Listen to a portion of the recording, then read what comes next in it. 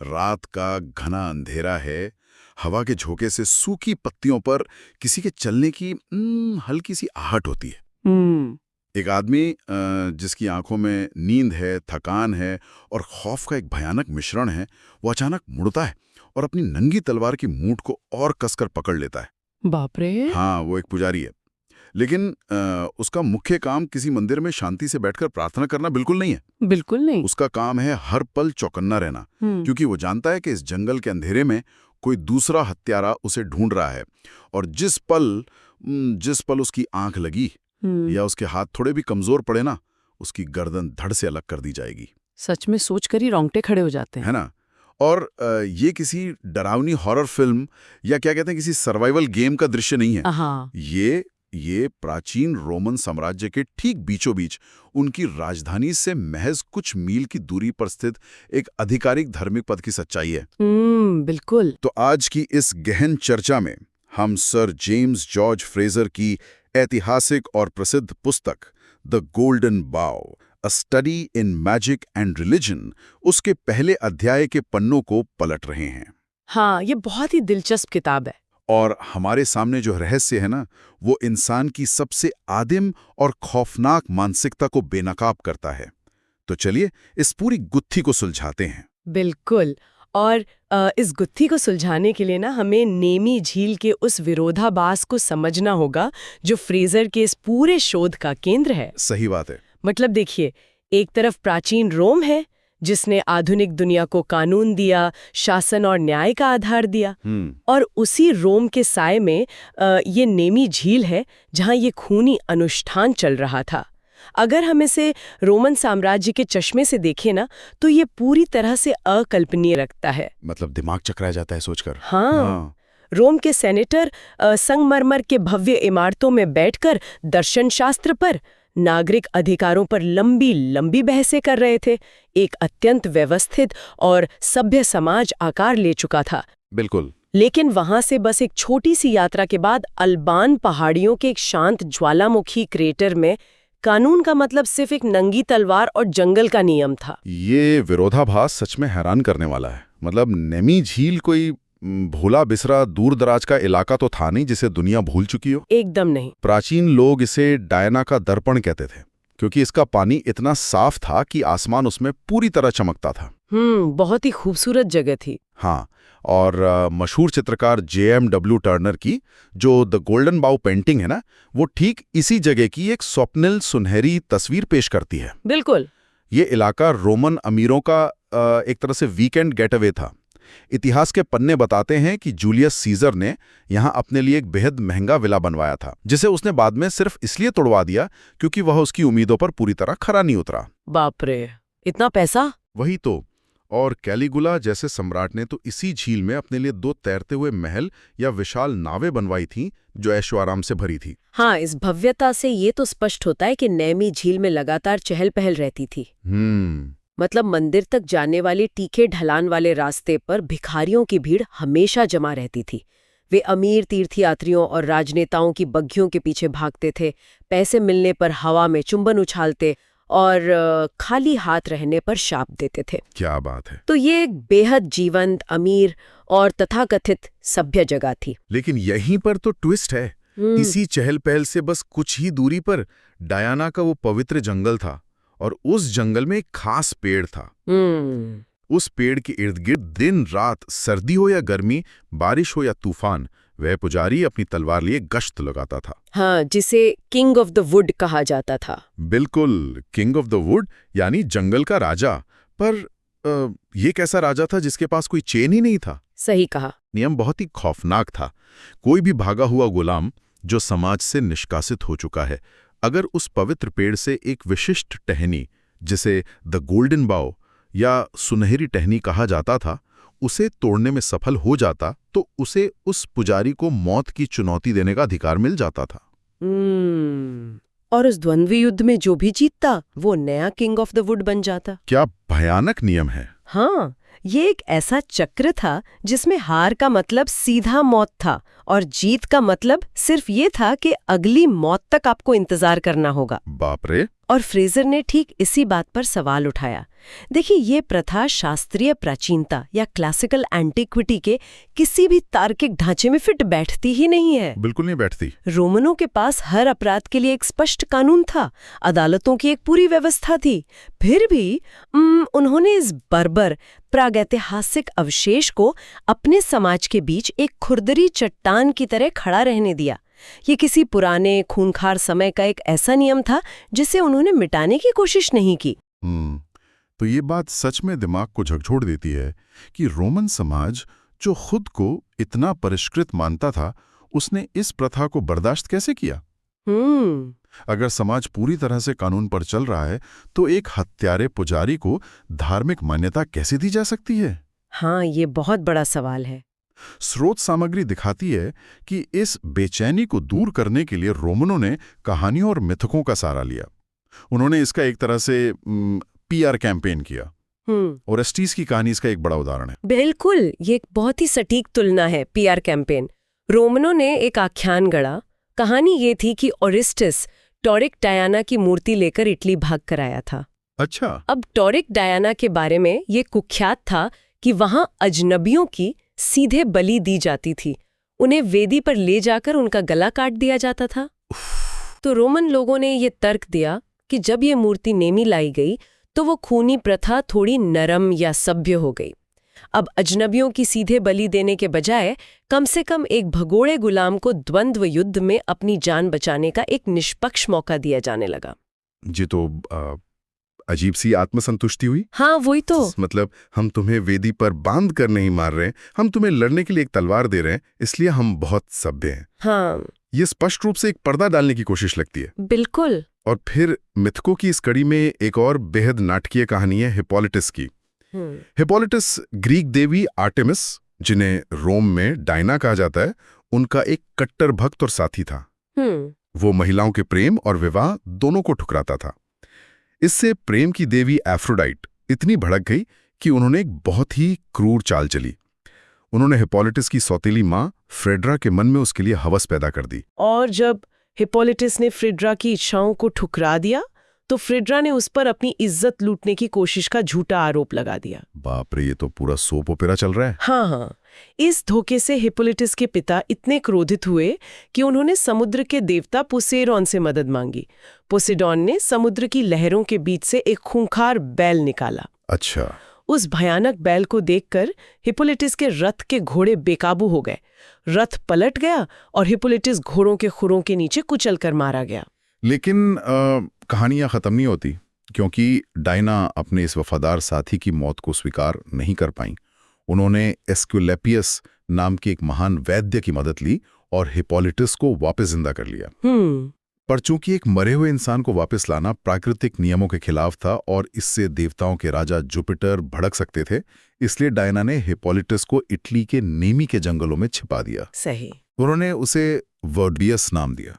और एक सबसे दिलचस्प बात यह जोड़ दी गई कि चूंकि हिपोलिटस की मौत घोड़ों के भड़कने से हुई थी, इसलिए नेमी के पवित्र जंगल में घोड़ों का आना सख्त मना कर दिया गया। हाँ, और ये पूरी कहानी जिसमें धोखे, देवता, पुनर्जन्म और एक शाप शामिल है, ये रोमन समाज में बहुत लोकप्रिय हुई। ये हर चीज की एक बहुत ही साफ सुथरी व्याख्या करती हुई दिखती है। लेकिन यहीं पर थोड़ा रुक कर सोचने की जरूरत है। क्या कोई सच में इस कहानी पर आंख मूंद कर विश्वास कर सकता है? बिल्कुल नहीं। ये तो पूरी तरह से एक हॉलीवुड ब्लॉकबस्टर की स्क्रिप्ट जैसी लगती है। क्या ये संभव नहीं है कि नेमी के जंगल में घोड़ों पर प्रतिबंध की कोई और बहुत ही पुरानी, शायद व्यवहारिक या अनुष्ठानिक वजह रही हो? यही तो मुख्य बिंदु है। और चूंकि बाद की पीढ़ियों को वो असली कारण समझ नहीं आया, इसलिए उन्होंने घोड़ों से जुड़ी ये पूरी नाटकीय कहानी सिर्फ उस प्रतिबंध को सही ठहराने के लिए गढ़ ली। बिल्कुल। और फ्रेजर का विश्लेषण बिल्कुल इसी बात को साबित करता है। देखिए, ये एक बहुत ही अहम मानव शास्त्रीय नियम है कि अनुष्ठान या कर्मकांड यानी रिचुअल हमेशा मिथकों से पहले आते हैं। अच्छा। इंसान किसी गहरी आदिम मान्यता के कारण कोई काम करना शुरू करता है। सदियों बाद जब वो मान्यता धुंधली पड़ जाती है या समाज के नए ढांचे में फिट नहीं बैठती, तो लोग उन अजीबोगरीब अनुष्ठानों को तार्किक ठहराने के लिए उनके इर्द गिर्द कहानियां बुन लेते हैं। ओहो, तो ये कहानियां बाद में बनाई गई। हिपोलिटस की कहानी नेमी के खूनी जंगल की असलियत को नहीं समझाती, बल्कि वो उस असलियत को छुपाने का एक तरीका थी। असली वजह इन पौराणिक आख्यानों में नहीं, बल्कि प्रकृति और जीवन के बारे में उस आदिम सोच में छुपी है जो इंसान सभ्यता के आने से बहुत पहले रखता था। तो अगर ये सब मिथक सिर्फ एक दिखावा या आवरण है, तो फिर सवाल ये उठता है कि देवी डायना की असलियत क्या थी? आज के पॉप कल्चर में, फिल्मों या उपन्यासों में डायना या आर्टेमिस को हमेशा एक बहुत ही सख्त कुंवारी तीरंदाज के रूप में दर्शाया जाता है, जो सिर्फ शिकार करती है और पुरुषों से दूर रहती है। हाँ, वो तो है। लेकिन अगर स्रोत सामग्री की गहराई में जाएं, तो उनकी एक बहुत ही अलग और कहीं अधिक शक्तिशाली छवि सामने आती है। बिल्कुल। प्राचीन दुनिया में डायना की वो शिकारी वाली छवि सिर्फ एक बहुत छोटा सा हिस्सा थी। अच्छा। हाँ, डायना मुख्य रूप से जंगली प्रकृति की, जानवरों की और सबसे महत्वपूर्ण प्रजनन शक्ति यानी फर्टिलिटी और प्रसव की देवी थी। गर्भवती महिलाएं सुरक्षित बच्चे को जन्म देने के लिए डायना से ही प्रार्थना करती थीं। उनके अनुष्ठान बहुत ही जीवंत और ऊर्जा से भरे होते थे। उनके त्योहारों में आग का भी बहुत बड़ा महत्व था, है ना? बिल्कुल। 13 अगस्त को उनका एक विशाल वार्षिक उत्सव होता था। ये साल का वो समय है जब गर्मी अपने चरम पर होती है। उस रात हजारों लोग नेमी के जंगल में मशाले लेकर इकट्ठा होते थे। पूरा जंगल उस लाल रोशनी से जगमगा उठता था। अद्भुत नजारा होता होगा। हाँ, और वो आग उस डायना के दर्पण यानी झील के पानी में चमकती थी। उनकी तुलना वेस्ता नाम की देवी से भी की गई है, जहां पवित्र कुंवारियां एक अखंड अग्नि की रक्षा करती थीं जो कभी बुझनी नहीं चाहिए। और ये अग्नि उत्सव इतना गहरा और लोकप्रिय था कि ईसाई धर्म के उदय के समय एक बहुत ही दिलचस्प सांस्कृतिक बदलाव देखने को मिला। कैसा बदलाव? जब ईसाई धर्म फैल रहा था, तो उसने लोगों की पुरानी मान्यताओं से सीधे लड़ने के बजाय उन्हें चतुराई से अपना लिया। डायना का ये 13 अगस्त का महान अग्नि उत्सव बहुत आसानी से 15 अगस्त को अजम्पशन ऑफ द वर्जिन के त्योहार में बदल दिया गया। अरे वाह! हाँ, चर्च ने देवी की इस प्राचीन पूजा को अपनी वर्जिन मैरी की पूजा के साथ जोड़ दिया, ताकि आम लोगों को अनुष्ठान वही लगे, बस आराध्य बदल जाए। ये तो सांस्कृतिक अनुकूलन की एक बहुत ही चालाक रणनीति थी। बिल्कुल। लेकिन डायना के प्रजनन और फर्टिलिटी वाले पहलू पर वापस आते हैं।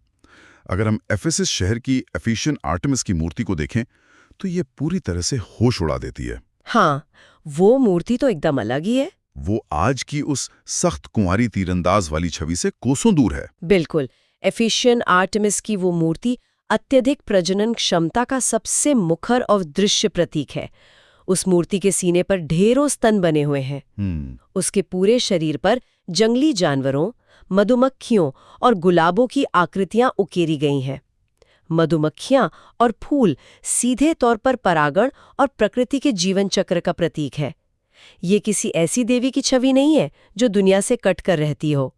ये एक ऐसी देवी है जो पूरी प्रकृति को जीवन और बहुतायत देती है। और यहीं पर भाषा और अर्थ का एक बहुत बड़ा खेल सामने आता है। आज हमारे दिमाग में वर्जिन या कुंवारी शब्द की जो परिभाषा है, यानी ब्रह्मचार्य, वो प्राचीन दुनिया की सोच से बिल्कुल अलग थी। बहुत अलग थी। प्राचीन ग्रीक में पार्थेनोस शब्द का इस्तेमाल डायना के लिए होता था, लेकिन उस समय पार्थेनोस का अर्थ सिर्फ एक अविवाहित महिला होता था, जो किसी पुरुष के अधीन नहीं है या किसी की संपत्ति नहीं है। इसका मतलब ये बिल्कुल नहीं था कि वो ब्रह्मचारी है या प्रजनन से दूर है। और ये अंतर समझना बहुत जरूरी है, क्योंकि ये उन अजीबो-गरीब बलिदानों की व्याख्या करता है जो डायना या आर्टेमिस से जुड़े थे। जैसे कि स्रोत में ट्रोजन शहर का जिक्र है, जहां लड़कियां अपनी शादी से पहले अपने बाल काटकर हिप्पोलिटस को अर्पण करती थीं। बाल काटकर? हाँ, और सीरिया के बिब्लिस में तो नियम और भी सख्त था। वहां देवी अस्टाटे के त्योहार पर महिलाओं को या तो अपने सिर मुंडवाने पड़ते थे या फिर मंदिर में अजनबियों के साथ संबंध बनाकर अपनी पवित्रता देवी को सौंपनी पड़ती थी। ये बात शुरुआत में बहुत अटपटी लगती है। मतलब बाल काटना और शारीरिक पवित्रता सौंपना, इन दोनों को एक ही पल्ले में क्यों रखा जा रहा है? देवी को किसी के बालों से क्या लेना देना? इसका जवाब सिंपैथेटिक मैजिक या सहानुभूतिपूर्ण जादू की अवधारणा में छिपा है। अच्छा। देखिए, प्राचीन मानव दिमाग ये नहीं सोचता था कि प्रकृति अपने आप मौसम के हिसाब से काम करती है। उनके लिए इंसान की शारीरिक ऊर्जा और जमीन की उपजाऊ शक्ति एक अदृश्य लेकिन वास्तविक धागे से बंधे थे। ये काफी गहरी बात है। हाँ, प्राचीन समाजों में विशेष रूप से यौवन के समय लंबे बालों को इंसान की जीवन ऊर्जा, उसकी ताकत और उसकी नई प्रजनन क्षमता का बाहरी प्रतीक माना जाता था। इसलिए जब वे महिलाएं अपने बाल या अपनी पवित्रता मंदिर में सौंपती थीं, तो वे मूल रूप से अपनी खुद की लाइफ फोर्स या जीवन ऊर्जा प्रकृति की देवी को दान कर रही होती थीं। मतलब ये एक तरह के बैटरी रिचार्ज की तरह था। बिल्कुल, बहुत बढ़िया उदाहरण दिया आपने। इंसान अपनी ऊर्जा प्रकृति को दे रहा है ताकि पेड़ पौधे उग सकें और जमीन उपजाऊ बनी रहे। अगर हम इस नजरिए से देखें तो एक बहुत बड़ी बात स्पष्ट होती है। अगर डायना पूरी प्रकृति को उपजाऊ बनाने वाली देवी हैं, तो उन्हें खुद भी उपजाऊ होना चाहिए। सही बात है। और वो फर्टिलिटी की देवी हैं, तो उन्हें एक पुरुष साथी की आवश्यकता तो होगी ही। वो अकेली बिना साथी के प्रकृति का चक्र कैसे चलाएंगी? और यहीं से नेमी झील के उस खूनी नियम का सबसे बड़ा पर्दा उठता है। जिस तरह वीनस देवी का साथी एडोनिस था, उसी तरह डायना का पुरुष साथी विर्बस था। विर्बस कोई दूर आसमान में बैठा देवता या सिर्फ एक पौराणिक कहानी का हिस्सा नहीं था। तो क्या इसका सीधा मतलब यह है कि वो जो डरा हुआ, थका हुआ, रात दिन नंगी तलवार लिए घूमने वाला पुजारी था, वो किंग ऑफ द वुड, वो असल में विर्बस का ही मानवीय रूप था? बिल्कुल। फ्रेजर का शोध इसी निष्कर्ष पर पहुंचता है। वो पवित्र पेड़ जिसकी रक्षा में वो पुजारी अपनी पूरी जिंदगी दांव पर लगा रहा था, वो कोई आम पेड़ नहीं था। वो पेड़ स्वयं देवी डायना का भौतिक स्वरूप था। और वो पुजारी सिर्फ एक चौकीदार या रक्षक नहीं था। प्राचीन अनुष्ठानिक दृष्टि से वो उस पेड़ का यानी देवी का पति था। उसने उस पेड़ से शादी की थी। इंसान और पेड़ की शादी सुनने में ये अजीब लग सकता है, लेकिन अगर हम आज भी देखें तो भारत और पूर्व के कई देशों में मांगलिक दोष दूर करने या अन्य सांस्कृतिक मान्यताओं के चलते पेड़ों से इंसान की प्रतीकात्मक शादी की प्रथाएं आज भी जीवित हैं। हाँ, बिल्कुल। स्रोत में रोम के ही एक कुलीन व्यक्ति का एक बहुत दिलचस्प उदाहरण दिया गया है। वो व्यक्ति एक बीच के पेड़ को चूमता था, उसे गले लगाता था, उस पर शराब चढ़ाता था, बिल्कुल वैसे जैसे वो सच में कोई जीवित इंसान या कोई देवी हो जिससे वो प्रेम करता हो। ये उदाहरण हमें प्राचीन इंसान की मानसिकता के बहुत करीब ले जाता है। उनके लिए प्रकृति और इंसान के बीच कोई सख्त दीवार नहीं थी। पेड़ सिर्फ लकड़ियों का ढांचा नहीं थे, वे जीवित सांस लेने वाली ऊर्जा थे। लेकिन अगर वो पुजारी उस पेड़ का पति था, तो उसे मारा क्यों जा रहा था? यहीं पर सिंपैथेटिक मैजिक का सबसे क्रूर रूप सामने आता है। यही वो सवाल है जो सबसे ज्यादा परेशान करता है। अगर वो देवी का चुना हुआ साथी है, तो उसे बेरहमी से कत्ल करने की इजाजत क्यों दी गई? आज के समय में हम इंफॉर्मेशन ओवरलोड या सूचनाओं की अधिकता से तनाव में रहते हैं। लेकिन प्राचीन इंसान की जगह खुद को रखकर सोचें तो उनके पास सर्वाइवल ओवरलोड था। उन्हें हमेशा मौसम के बिगड़ने, फसल बर्बाद होने, जानवरों के मरने और पूरी बस्ती के भूखे मरने का खौफ सताता रहता था। उन्हें लगता था कि ये दुनिया बहुत नाजुक है और इसे चलाने के लिए लगातार ऊर्जा चाहिए। बिल्कुल। और चूंकि पुजारी देवी का साथी था, इसलिए उसकी शारीरिक ताकत सीधे तौर पर प्रकृति की ताकत का पैमाना थी। अच्छा, तो वो जुड़ा हुआ था? हाँ, प्राचीन दिमाग के हिसाब से अगर राजा या वो पुजारी कमजोर पड़ने लगा, अगर वो बूढ़ा होने लगा या बीमार हो गया, तो इसका सीधा असर देवी की शक्ति पर पड़ेगा। जमीन की उपजाऊ शक्ति कम हो जाएगी, फसलें सूख जाएंगी और दुनिया खत्म होने की कगार पर आ जाएगी। बाप रे। प्रकृति का चक्र बेहद निर्मम होता है। पतझड़ में पत्तों का गिरना और सड़ना जरूरी है ताकि वसंत में नई कोंपलें आ सके।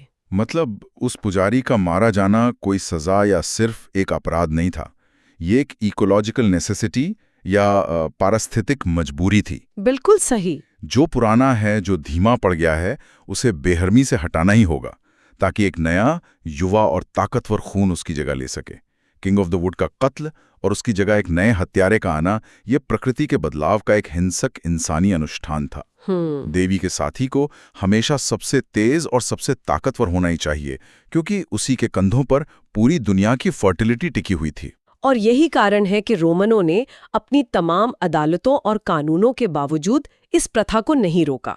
यह प्रथा इंसान के उस सबसे गहरे और आदिम डर से जुड़ी थी जिसे कोई भी सभ्यता पूरी तरह से मिटा नहीं सकती। सही बात है। ये वो विश्वास था कि जीवन को बनाए रखने के लिए, सृजन के लिए मृत्यु और खून का बहना जरूरी है। रोम के सीनेटर भी कहीं न कहीं अवचेतन में ये मानते थे कि प्रकृति के उस खौफनाक चक्र के सामने वे आज भी असहाय हैं और शायद उस पेड़ के देवता को ताज़ा खून की दरकार है। इस पूरी चर्चा का सार सचमुच रोंगटे खड़े कर देने वाला है। नेमी झील का वो शांत दर्पण जैसा पानी और ठीक उसके किनारे की मिट्टी में एक पुजारी का बहता हुआ खून, ये दोनों दृश्य मिलकर प्रकृति की सुंदरता और उसकी क्रूरता का सबसे भयानक प्रतीक बनते हैं। बिल्कुल। फ्रीजर का ये काम हमें दिखाता है कि हमारे पूर्वज दुनिया को, फसलों को और जीवन को बचाए रखने के लिए एक इंसान की बलि, एक हत्या पर पूरा भरोसा करते थे। ये सर्वाइवल ऑफ द फिटेस्ट का सबसे शाब्दिक रूप था। सच में। लेकिन ये सब सुनकर एक विचारणीय सवाल जहन में आता है। हम सोच सकते हैं कि हम उस आदिम दौर से बहुत आगे निकल आए हैं। आज हमारी दुनिया चमचमाती है, हमारे पास मानवाधिकार हैं और हम खुद को बेहद सभ्य मानते हैं। लेकिन जरा अपने आसपास की दुनिया, खासकर हमारे आधुनिक कॉर्पोरेट स्ट्रक्चर्स या राजनीतिक व्यवस्थाओं को देखिए। अच्छा। हाँ, जब किसी बड़ी कंपनी का मुनाफा गिरने लगता है, जब फसल खराब होने लगती है, तो बाजार के देवताओं को शांत करने के लिए क्या किया जाता है? उन्हें निकाल दिया जाता है। बिल्कुल। जो सीईओ या लीडर कल तक सत्ता के शिखर पर था, जो उस कॉर्पोरेट दुनिया का किंग ऑफ द वुड था, उसे रातों रात बेरहमी से बाहर निकाल फेंका जाता है ताकि उसकी जगह कोई नया, आक्रामक और ताज़ा खून आ सके। क्या बात है, ये तो बहुत ही सटीक तुलना है। बाहर से सब कुछ बहुत प्रोफेशनल, परिष्कृत और कानूनी फाइलों में लिपटा हुआ दिखता है, लेकिन अगर हम उस पॉलिश की भी सतह को थोड़ा खुरचें तो क्या हम आज भी उसी आदिम खौफ, उसी निर्मम चक्र और सर्वाइवल ऑफ द फिटेस्ट की उसी मानसिकता से नहीं चल रहे हैं? सोचने वाली बात है। उस शांत सभ्य पानी के नीचे आज भी न जाने कितने खूनी खेल चल रहे हैं, बिल्कुल डायना के उस दर्पण की तरह जो ऊपर से शांत था लेकिन गहराई में सिर्फ खौफ और मौत को छुपाए हुए था। ये एक ऐसा सवाल है जिस पर हमें जरूर विचार करना चाहिए। तो आज के इस गहरे विश्लेषण में हम एक बहुत ही खौफनाक और रहस्यमयी कहानी से शुरुआत करने वाले हैं। चलिए, प्राचीन इटली के एक घने जंगल की कल्पना करते हैं। हाँ, नेमी का जंगल। बिल्कुल। नेमी का जंगल। रात का समय है और चांद की हल्की रोशनी में एक आदमी दिख रहा है। वो कोई साधारण इंसान नहीं है, बल्कि एक पुरोहित है। लेकिन उसके हाथ में कोई पूजा की थाली नहीं है, बल्कि एक नंगी चमकती हुई तलवार है। हाँ, और वो लगातार एक पेड़ के चारों ओर चक्कर लगा रहा है, हर आहट पर चौंक रहा है।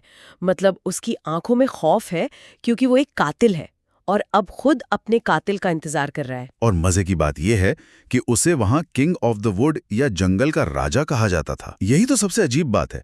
इस पदवी को पाने की शर्त यही थी कि उसे अपने से पहले वाले राजा की हत्या करनी थी, और हत्या से पहले उस पवित्र पेड़ से वर्जिल की मशहूर सुनहरी टहनी या द गोल्डन बाउ तोड़नी थी। सही कहा।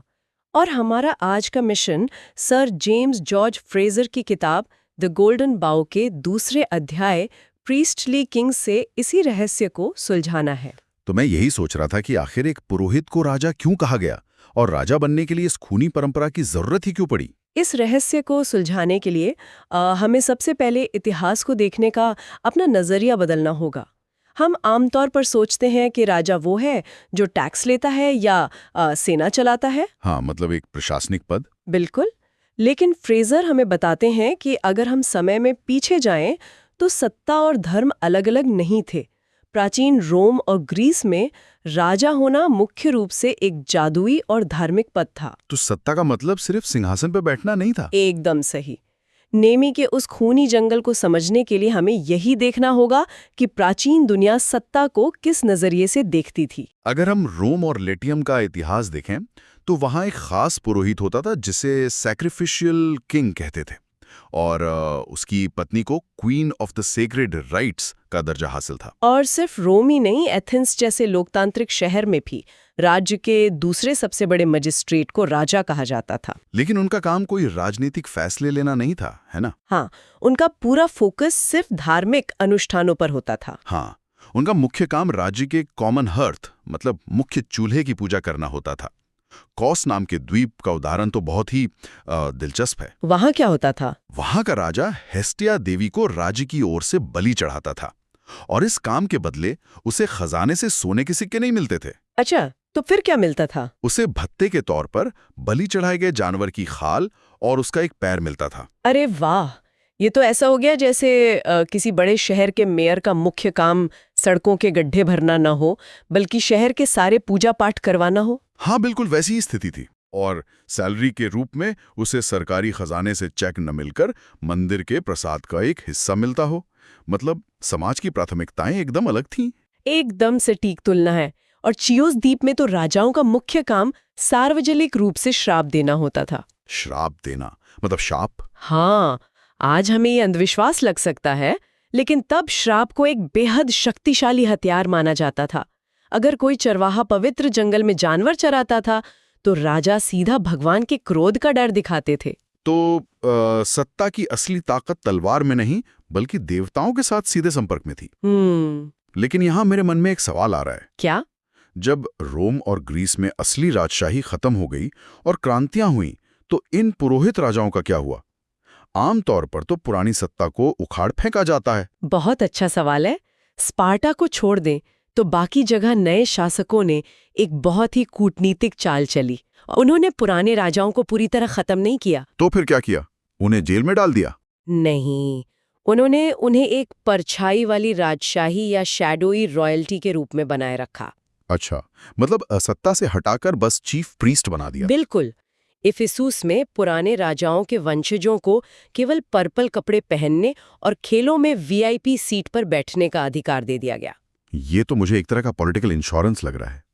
मतलब नए शासक प्रशासन चलाएंगे, लेकिन देवताओं से सीधा संवाद करने का रिस्क नहीं लेंगे। हाँ, क्योंकि अगर अगले साल बारिश नहीं हुई तो जनता नए शासकों को जिम्मेदार ठहराएगी। इसलिए आध्यात्मिक जिम्मेदारी पुराने राजघराने पर ही छोड़ दी गई कि भाई अगर देवता नाराज हुए तो जिम्मेदारी तुम्हारी। क्या बात है। लेकिन क्या ये सिर्फ ग्रीस और रोम तक ही सीमित था? बिल्कुल नहीं। ये इंसान के दिमाग की एक ग्लोबल सेटिंग थी। एशिया माइनर के ज़ेला में मुख्य पुरोहित हजारों गुलामों पर राज करते थे। मध्यकालीन पोपों की तरह एकदम वैसे। और पुराने ट्यूटोनिक राजा भी उच्च पुरोहित थे। चीन के सम्राट भी धार्मिक किताबों के हिसाब से बलियां देते थे। लेकिन अफ्रीका के उदाहरण सबसे ज्यादा चौंकाने वाले हैं। अफ्रीका में क्या होता था? मेडागास्कर में नए साल पर जब राज्य की भलाई के लिए बैल की बलि दी जाती थी, तो राजा खुद उस जानवर के ऊपर खड़ा होकर प्रार्थना करता था, ताकि वो जीवन ऊर्जा सीधे राजा से जुड़े। हाँ, और पूर्वी अफ्रीका के गल्लास समुदाय में राजा पहाड़ की चोटियों पर मानव बलि तक का नियमन करते थे। मानव बलि? ये तो सत्ता का सबसे खौफनाक रूप है। मतलब एक इंसान तय कर रहा है कि ब्रह्मांड चलाने के लिए किसकी जान जाएगी। लेकिन सबसे हैरान करने वाला मामला माटाबेलेज समुदाय का है। वहां का राजा महान नृत्यों के त्योहार पर प्रार्थना करता था, लेकिन किसी भगवान से नहीं। तो किससे? वो अपनी खुद की आत्मा से प्रार्थना करता था। क्या बात कर रही हैं? अपनी आत्मा से? हाँ, और यहीं से फ्रेजर द मैन गॉड यानी मानव ईश्वर का कॉन्सेप्ट समझाते हैं। वे राजा सिर्फ पुरोहित नहीं थे, वे खुद साक्षात ईश्वर थे। मतलब उनके लिए इंसान और भगवान में कोई फर्क नहीं था। अगर कोई राजा अपनी आत्मा से प्रार्थना कर रहा है तो उसमें एक अलग ही लेवल का ईश्वरीय अहंकार है। इसे अहंकार से ज्यादा उस समय का विज्ञान कह सकते हैं। प्राचीन आदिवासियों के लिए प्राकृतिक और अलौकिक में कोई अंतर नहीं था। मतलब उनके लिए बारिश होना या हवा चलना कोई थर्मोडायनामिक्स का नियम नहीं था। बिल्कुल। वे सोचते थे कि दुनिया उन जैसी ही भावनाओं वाले एजेंट्स चला रहे हैं। इसलिए राजा से उम्मीद की जाती थी कि वो बारिश कराएगा और धूप लाएगा। तो अगर हम आज के हिसाब से देखें तो राजा होना कोई ऐशो आराम नहीं था। आज अगर मौसम विभाग गलत भविष्यवाणी करता है तो हम सिर्फ टीवी पर चिल्लाते हैं। हाँ, और उस समय तो सीधा राजा के पास जाते थे, क्योंकि राजा ही उनके लिए मौसम की मशीन था। अगर बारिश नहीं हुई तो सीधे राजा की दिव्यता पर सवाल उठता था। और यहीं से हमारी चर्चा धर्म से हटकर जादू की तरफ मुड़ती है। अगर राजा मौसम की मशीन है तो वो इसे चलाता कैसे है? हाँ, ये सोचने वाली बात है। प्राचीन समाज में राजा अक्सर एक जादूगर भी होता था, और यहीं सहानुभूतिपूर्ण जादू या सिंपैथेटिक मैजिक का सिद्धांत आता है। सिंपैथेटिक मैजिक मतलब जैसे कोई फॉर्मूला हो? हाँ, हमें लगता है जादू और धर्म एक ही हैं, लेकिन तब ये उल्टे थे। धर्म में आप देवताओं से प्रार्थना करते हैं कि प्लीज बारिश कर दो, जिसमें भगवान की मर्जी शामिल है। लेकिन जादू इस बात पर टिका था कि प्रकृति एक निश्चित क्रम में चलती है, एक इनवेरिएबल ऑर्डर में। ये तो थोड़ा विज्ञान जैसा लग रहा है। जैसे आज कोई क्रिकेट फैन एक खास रंग की लकी जर्सी पहनता है, ये सोचकर कि उसकी टीम जीत जाएगी। बहुत सही उदाहरण है। वो किसी भगवान से प्रार्थना नहीं कर रहा, बस ये मान रहा है कि उसके एक एक्शन का असर सीधा मैच पर होगा। सिंपैथेटिक मैजिक बिल्कुल ऐसे ही काम करता था। जादूगर को लगता था कि अगर वो जमीन पर पानी छिड़केगा तो आसमान से भी पानी गिरेगा। मतलब वो प्रकृति के सामने गिड़गड़ा नहीं रहा था, बल्कि आदेश दे रहा था। हाँ, वो प्रकृति के नियमों का उपयोग कर रहा था। इसलिए जादू में ही आधुनिक विज्ञान का शुरुआती बीज छिपा हुआ था कि अगर हम ब्रह्मांड के नियम समझ लें तो नतीजों को कंट्रोल कर सकते हैं। लेकिन अगर राजा की जादुई शक्ति से दुनिया चल रही है तो एक बहुत बड़ी प्रॉब्लम है। क्या? राजा भी तो इंसान है ना, वो बूढ़ा होगा, बीमार होगा। और यही वो तार्किक समस्या थी जिसने नीमी के किंग ऑफ द वुड के नियम को जन्म दिया। अरे हाँ, अब सारे तार जुड़ रहे हैं। अगर राजा कमजोर हो रहा है तो आदि मानव के हिसाब से प्रकृति कमजोर हो रही है। तो अगर राजा बूढ़ा होके मर गया तो शायद सर्दियां कभी खत्म ही ना हो, दुनिया ही खत्म हो जाए। इसलिए उस राजा को प्राकृतिक मौत मरने की इजाजत नहीं थी। दुनिया को बचाने के लिए उसकी ऊर्जा को नए शरीर में ट्रांसफर करना जरूरी था। और यही नेमी का खूनी रहस्य है। वो राजा जो तलवार लेकर घूमता था, वो जानता था कि कोई ज्यादा ताकतवर इंसान उसे मारने आएगा। और हत्या करने वाला वो सुनहरी टहनी तोड़कर साबित करता था कि अब नया जीवन शुरू होने वाला है। ये कोई मामूली मर्डर नहीं था, ये प्रकृति को रीबूट करने का एक तरीका था। दिमाग सुन हो जाता है ये सुनकर। बिल्कुल। नेमी का वो हत्यारा पुरोहित एक तरह से प्राचीन वैज्ञानिक ही था जो दुनिया की मशीन को चालू रखने की कोशिश कर रहा था। तो आज हमने देखा कि कैसे सत्ता और धर्म जुड़े हुए थे, पुरोहित कैसे ईश्वर बने और फिर जादूगर। जादू ही दुनिया को कंट्रोल करने की इंसान की पहली गंभीर कोशिश थी। इसी बात पर एक गहरा विचार आता है। जब प्राचीन इंसानों ने बारिश के लिए मानव रूपी देवताओं से प्रार्थना करना छोड़कर जादू पर भरोसा किया, मतलब प्रकृति के नियमों पर। हाँ, तो क्या वही वो पहला पल था जब इंसान ने नियति को देवताओं के हाथ से छीन लिया था? आज हम जो विज्ञान देखते हैं, क्या वो उसी प्राचीन जादू का सबसे विकसित रूप नहीं है? ये सोचने पर मजबूर कर देने वाला सवाल है। क्या आज के वैज्ञानिक नेमी के उस जंगल के राजा के ही आधुनिक उत्तराधिकारी नहीं हैं, जो बिना हत्या किए प्रकृति की सुनहरी टहनी तोड़ने में लगे हैं? इसी रहस्यमयी सवाल के साथ हम आज की इस चर्चा को यहीं रोकते हैं। मान लीजिए कोई जंगल में शिकार कर रहा है और अचानक कहीं से एक सनसनाती हुई तीर आकर उसे लग जाती है। बाप रे, बहुत ही दर्दनाक स्थिति है ये तो। हाँ बिल्कुल। अब शरीर से खून बह रहा है, भयानक दर्द हो रहा है। ऐसे में कोई भी सामान्य इंसान सबसे पहले क्या करेगा? जाहिर सी बात है, वो घाव पर पट्टी बांधेगा या किसी वैद्य को बुलाएगा। बिल्कुल। लेकिन नहीं, कल्पना कीजिए कि वो इंसान उस खून से सने तीर को निकालता है, एक आग जलाता है और उस तीर को आग की लपटों के पास रखकर सेकने लगता है।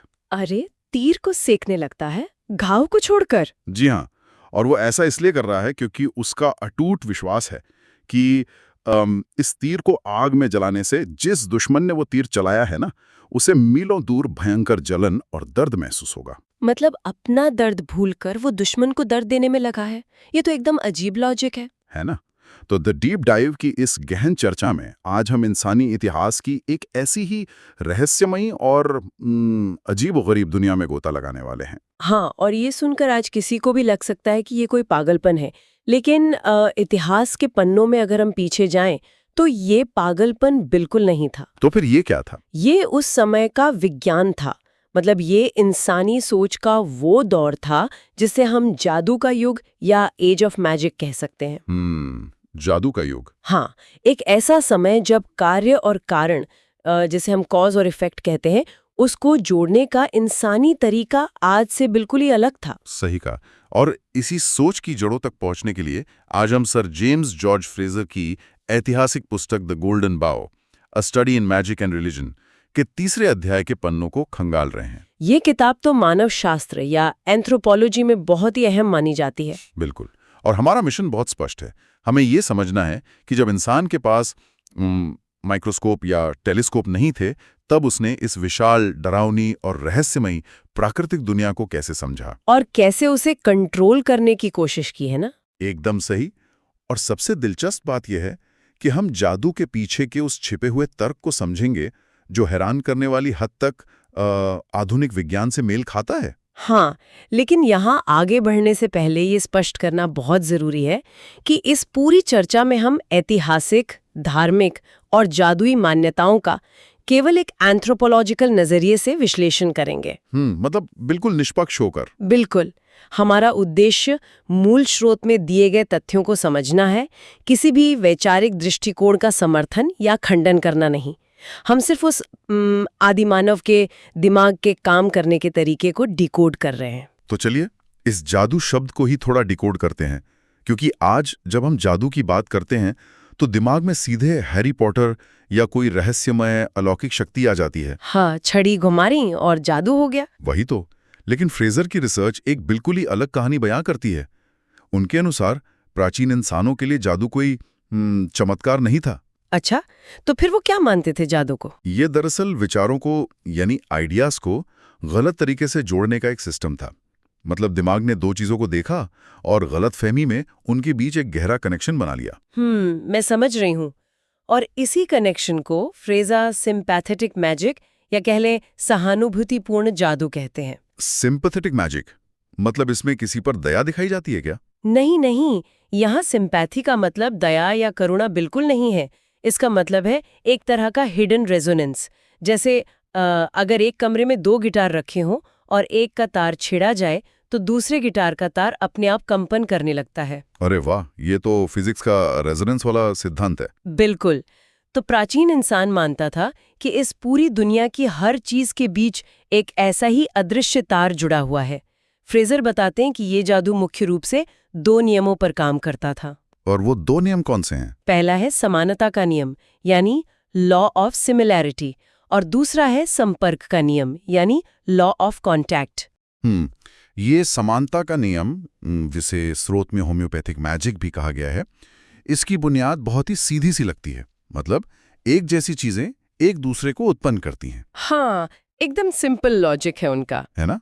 अगर कोई चीज किसी दूसरी चीज जैसी दिखती है तो वे दोनों अंदरूनी तौर पर जुड़ जाती हैं, ऐसा उनका मानना था। और इसी जुड़ाव को मुमकिन बनाने के लिए प्राचीन जादूगरों ने एक इनविजिबल ईथर यानी एक अदृश्य माध्यम की कल्पना की थी। Invisible ether? ये थोड़ा तकनीकी लग रहा है। मतलब उनका मानना था कि पूरे ब्रह्मांड में एक अदृश्य तरंग या एनर्जी फैली हुई है जो खाली जगह से भी असर को एक जगह से दूसरी जगह पहुंचा देती है। अच्छा, चलिए इसे थोड़ा और खोलकर समझते हैं।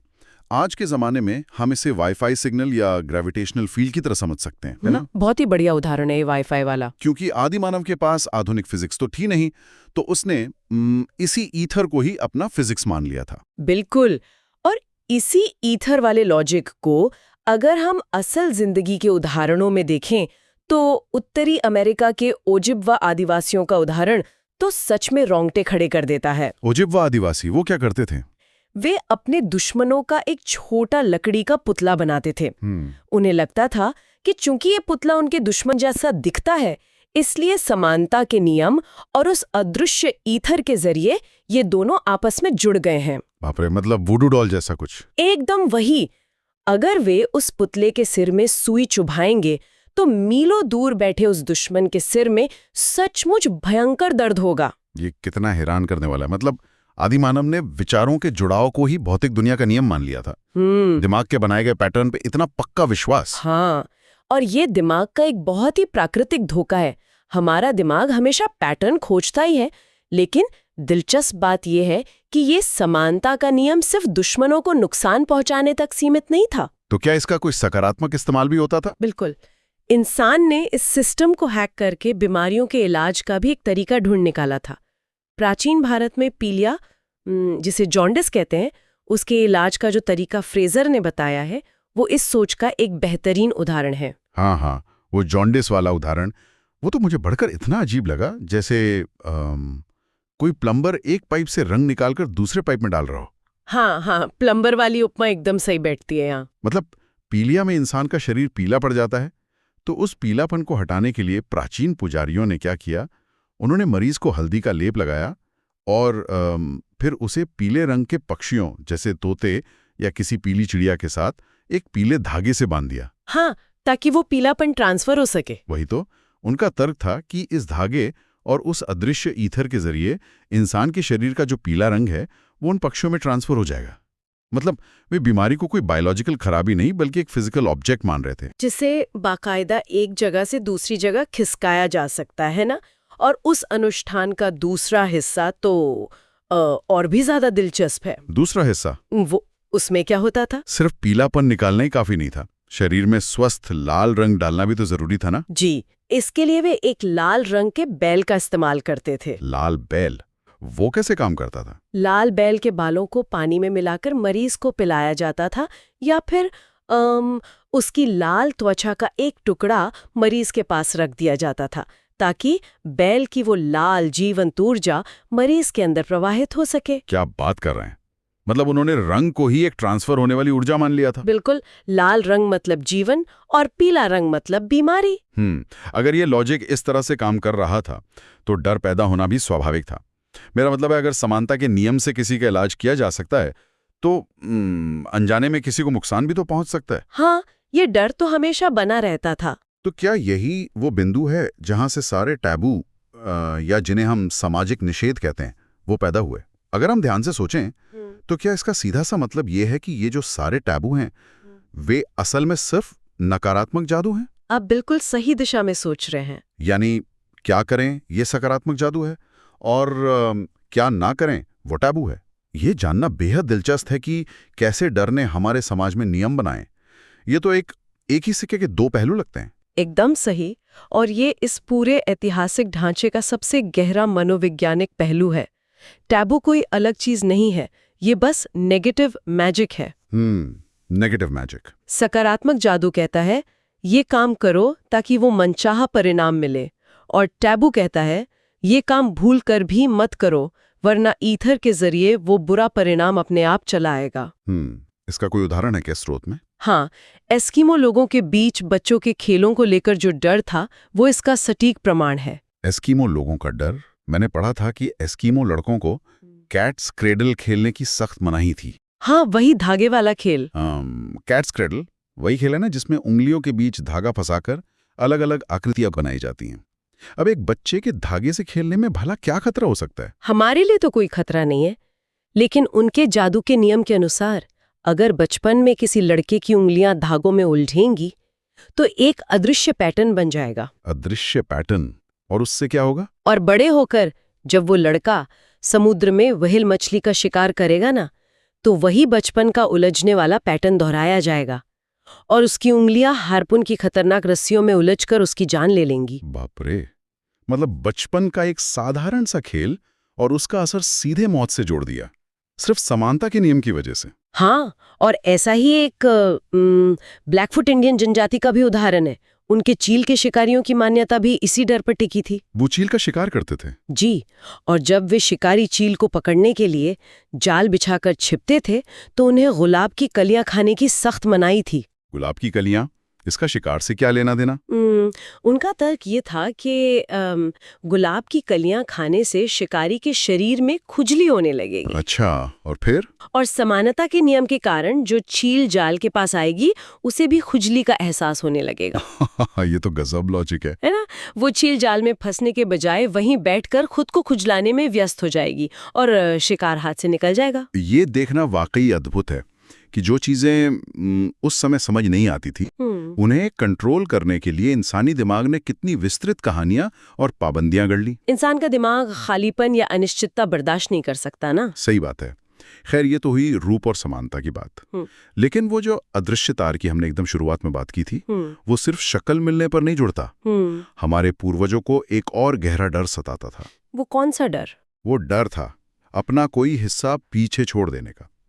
यहीं से प्रवेश होता है फ्रेजर के दूसरे नियम का, संपर्क का नियम, या जिसे हम संक्रामक जादू या कंटेजियस मैजिक कहते हैं। बिल्कुल, और ये नियम इस भयानक विचार पर टिका है कि अगर कोई चीज एक बार आपके शरीर का हिस्सा रही है, जैसे आपके बाल, आपके नाखून या आपके टूटे हुए दांत, हाँ, शरीर के हिस्से, तो शरीर से अलग होने के बाद भी उनका आपके साथ एक जादुई कनेक्शन हमेशा हमेशा बना रहता है।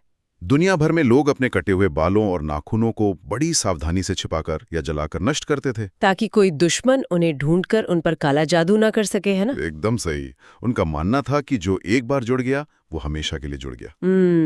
वो ऑस्ट्रेलिया के आदिवासियों का जो दांत वाला किस्सा है वो इसी डर को तो दिखाता है। हाँ, वो बहुत ही रोचक किस्सा है। जब किसी लड़के का दांत अनुष्ठान के तौर पर तोड़ा जाता था तो उस दांत को बहुत संभाल कर रखा जाता था।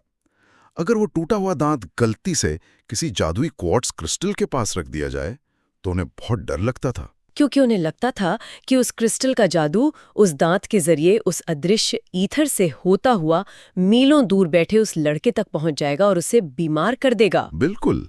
लेकिन एक्सपर्ट मुझे ये बताइए कि क्या सिर्फ डर ही था या इस संपर्क के नियम का इस्तेमाल कुछ फायदे के लिए भी होता था? फायदे के लिए भी होता था, बिल्कुल। यूरोप में जब बच्चों के दूध के दांत टूटते थे तो लोग उन दांतों को चूहों के बिल में डाल देते थे। चूहों के बिल में? क्यों? क्योंकि उनका मानना था कि चूहों के दांत बहुत मजबूत और तेज होते हैं। अगर बच्चे का पुराना दांत चूहे के बिल में रहेगा तो संपर्क का जादू काम करेगा और बच्चे के जो नए दांत आएंगे वे भी चूहों के दांतों जैसे ही मजबूत होंगे। अरे वाह, मतलब चूहे की मजबूती बच्चे में ट्रांसफर हो जाएगी। और इसी संपर्क के नियम की वजह से ही वो अजीबो गरीब घटना होती है जिसका जिक्र हमने एकदम शुरुआत में किया था। हाँ, वो तीर वाला मामला। बिल्कुल। मेलानेशिया के द्वीपों पर अगर किसी को तीर लग जाता था तो तीर चलाने वाला उसे अपने पास रखकर आग में गर्म करता था ताकि घायल इंसान का घाव और ज्यादा जले। हाँ, क्योंकि तीर और इंसान एक बार संपर्क में आ चुके थे। और दूसरी तरफ इंग्लैंड में कुछ सदियों पहले तक किसान इसी नियम का इस्तेमाल खुद को ठीक करने के लिए कर रहे थे। अच्छा, वो कैसे? अगर खेती करते हुए किसी दरांती या कील से उन्हें चोट लग जाती थी तो वे अपने घाव पर मलहम लगाने के बजाय उस हथियार या उस कील पर मलहम और तेल लगाते थे। घाव पर नहीं बल्कि हथियार पर? हाँ, सुनने वालों के लिए ये सोचना कितना अजीब है ना कि चोट इंसान के हाथ में लगी है, इंसान दर्द से तड़प रहा है, लेकिन पट्टी और मलहम उस दरवाजे की कील पर लगाया जा रहा है। ये सच में विडंबना है, क्योंकि उनका दिमाग कहता था कि वो कील शरीर के संपर्क में आई थी, इसलिए दोनों अभी भी जुड़े हुए हैं। कील को ठंडक मिलेगी तो घाव को भी ठंडक मिलेगी। विज्ञान के बिना इंसान का दिमाग कार्य और कारण को कैसे जोड़ता है, ये उसका एकदम चरम रूप है। सही कहा। और अगर हम इन सारी बातों को, इन सारे उदाहरणों को एक बड़ी तस्वीर में रखकर देखें तो एक बहुत ही जटिल त्रिकोण उभर कर सामने आता है। कैसा त्रिकोण? जादू, विज्ञान और धर्म का त्रिकोण। फ्रेजर का ये विश्लेषण बहुत ही गहरा है कि असल में जादू और विज्ञान के बीच एक बहुत गहरी समानता है। जादू और विज्ञान में समानता? हाँ, फ्रेजर के अनुसार जादू को विज्ञान की एक बैस्टर्ड सिस्टर या एक तरह का झूठा रूप माना जा सकता है। लेकिन सतह पर देखने में तो ये दोनों एक दूसरे के बिल्कुल विपरीत लगते हैं। मतलब एक अंधविश्वास है और दूसरा प्रयोगों और फैक्ट्स पर आधारित है। सतह पर दोनों अलग जरूर हैं, लेकिन दोनों की बुनियादी सोच या जो फाउंडेशन है ना, वो बिल्कुल एक ही है। वो कैसे? दोनों ये मानकर चलते हैं कि प्रकृति के नियम कठोर यानी रिजिड हैं और वे एक समान तरीके से काम करते हैं। विज्ञान मानता है कि अगर पानी को 100 डिग्री पर उबाला जाए तो वो भाप बनेगा ही। हाँ, वो तो यूनिवर्सल लॉ है। उसी तरह एक जादूगर भी ये मानता है कि अगर उसने सही मंत्र पढ़ा और सही अनुष्ठान किया तो बारिश को होना ही पड़ेगा। जादूगर प्रकृति को मजबूर करने का यकीन रखता है। दोनों मानते हैं कि एक ही कारण का हमेशा एक ही प्रभाव होगा। ओहो, ये तो एक बहुत ही शानदार नजरिया है। मतलब अगर हम इसे आज के संदर्भ में देखें तो जादू एक तरह की कोडिंग लैंग्वेज की तरह है। Coding language? ये कैसे? हाँ, जैसे अगर आपने कंप्यूटर में सही इफ देन कोड लिखा तो सिस्टम को रिजल्ट देना ही होगा। इसमें कोई भावना नहीं है, कोई दया नहीं है, बस एक मैकेनिकल प्रोसेस है। बिल्कुल सटीक उदाहरण है ये। तो फिर इस त्रिकोण में धर्म कहाँ खड़ा होता है? धर्म की क्या भूमिका है? धर्म का नजरिया इन दोनों से यानी जादू और विज्ञान से एकदम अलग है। जहां जादू और विज्ञान प्रकृति को एक मशीन मानते हैं, वहीं धर्म ये मानता है कि इस दुनिया को प्राकृतिक नियम नहीं बल्कि सचेत शक्तियां चलाती हैं। सचेत शक्तियां मतलब ईश्वर या देवता? हाँ, ईश्वर, देवता या आत्माएं, और क्योंकि ये शक्तियां सचेत यानी कॉन्शियस हैं, इसलिए वे अपना मन बदल सकती हैं। धर्म प्रकृति को एक लचीला या इलास्टिक सिस्टम मानता है। यानी नियम फिक्स नहीं है। बिल्कुल। आप प्रार्थना करके या अनुष्ठान करके उन शक्तियों से दया की भीख मांग सकते हैं, उन्हें मना सकते हैं। तो अगर मैं उस कोडिंग वाले उदाहरण को थोड़ा आगे बढ़ाऊं, तो धर्म असल में अपने बॉस से छुट्टी मांगने जैसा है। हाँ, बॉस से छुट्टी मांगना। हाँ, क्योंकि ये पूरी तरह से बॉस के मूड, आपकी प्रार्थना के तरीके और उनके विवेक पर निर्भर करता है कि आपको छुट्टी मिलेगी या नहीं। कोई गारंटी नहीं है कि आपने प्रार्थना की तो बारिश होगी ही।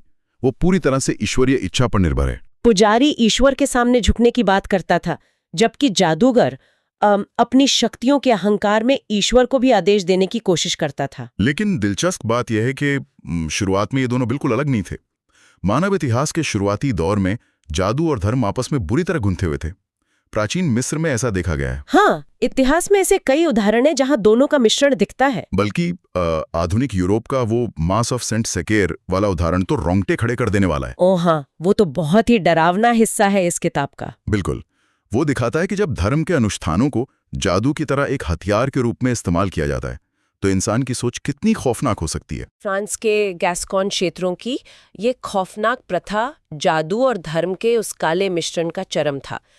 जब कोई व्यक्ति किसी से भयानक बदला लेना चाहता था और उसे लगता था कि सीधा हमला करना मुमकिन नहीं है, तो वो क्या करता था? तो वो किसी दुष्ट पादरी को पैसे देकर ये मास यानी विशेष प्रार्थना करवाता था। ये कोई आम धार्मिक अनुष्ठान नहीं था, ये धर्म का पूरा उल्टा रूप था। हाँ, आधी रात का समय, कोई खंडर हो चुका चर्च जहां चमगादड़ उड़ रहे हों, और वो पादरी आम प्रार्थना को सीधे पढ़ने के बजाय उल्टी दिशा में पढ़ता था।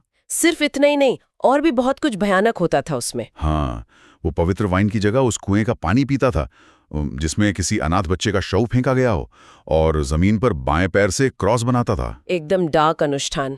उनका ये भयानक विश्वास था कि इस उल्टी धार्मिक प्रार्थना के जादू से वो व्यक्ति जिसके लिए ये अनुष्ठान किया जा रहा है, वो धीरे धीरे सूख कर मर जाएगा और दुनिया का कोई भी डॉक्टर उसकी बीमारी नहीं पकड़ पाएगा। इस अनुष्ठान में धर्म का इस्तेमाल हो रहा है, पादरी शामिल है, लेकिन उद्देश्य पूरी तरह से जादू वाला है। मतलब किसी को नुकसान पहुंचाना। हाँ, प्रकृति या ईश्वर को एक नुकसान पहुंचाने वाले नतीजे के लिए मजबूर करना।